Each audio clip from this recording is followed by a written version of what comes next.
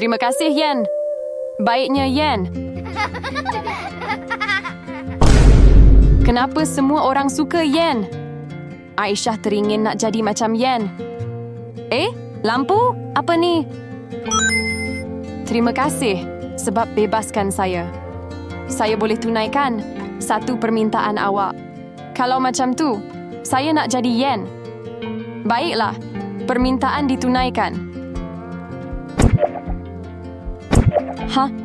Wah, Aisyah dah jadi Yen. Yen, sudah tiba masa pergi sekolah. Baik, Ibu. Kenapa? Saya tak boleh jalan. Yen lupa ke? Dari kecil, Yen memang tak boleh berjalan. Oh, tidak. Ibu, kenapa kita jual bunga? Keluarga kita miskin, jadi kita perlu bekerja untuk cari duit. Oh, tidak. Padan muka Yen.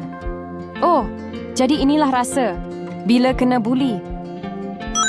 Sekarang awak faham, kan? Awak masih nak jadi Yen ke? Tidak. Tolong tukarkan saya balik jadi Aisyah. Kalau korang rasa Aisyah dah belajar dari kesilapan, tekan like.